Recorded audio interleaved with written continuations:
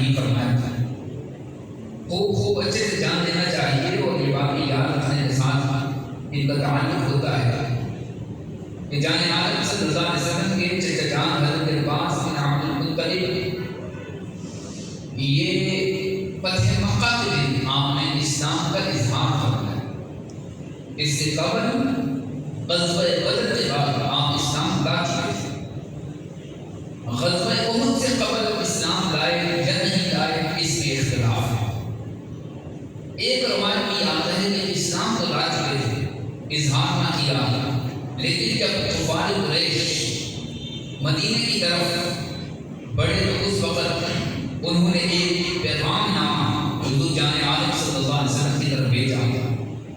اب اس بھیجنے کی دو وجوہات بیان کی جاتی ہیں۔ ایک وجہ تو یہ ہے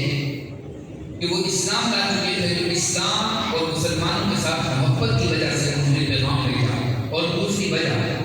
جو بیان کی گئی وہ یہ کہ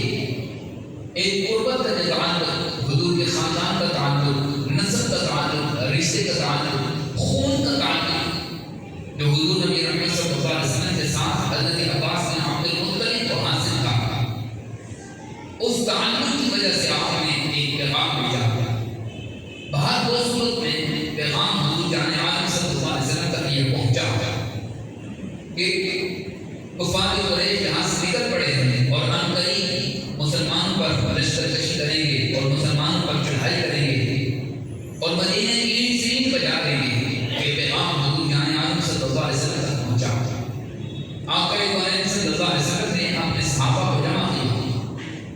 اور ایک طویل مشاورت ہوئی، اور اس مشاورت کے اندر بعض لوگوں کا خیال یہ تھا کہ حضور جان عالم صلی اللہ علیہ وسلم یہیں پر رہیں،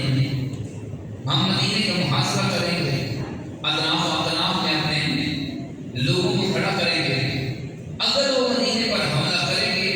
ہم ڈیفائن پوزیشن میں ہوں گے اور ہم مسلمانوں کو اور اپنے مدینے کو بچائیں گے۔ ان مشورہ دینے والوں میں جان لینا چاہیے ایک ظاہر مسلمان حقیقت میں نہیں، نام اس کا عبداللہ ابن ابی تھا، مشورہ دیا کہ آپ یہیں رہیں۔ حضور جان عالم صلی اللہ علیہ وسلم نے مشورہ دیا آپ یہیں رہیں، اگر وہ حملہ کریں گے تو ہم ان کا حملہ نسبا کریں گے، لیکن ہم خود پیش کر کے نہیں رہیں گے۔ جان عالم صلی اللہ علیہ وسلم نے پھر اور لوگوں سے مشورہ کیا، تو پھر چند مدینے کے نوجوانوں نے حضور جان عالم صلی اللہ علیہ وسلم کی بات کا بیان کیا، حضور یہ ہماری شان کے خلاف ہے کہ ہم یہیں پر بیٹھے رہیں، ہم نکلیں گے یہاں سے اور مدینے سے باہر جا کر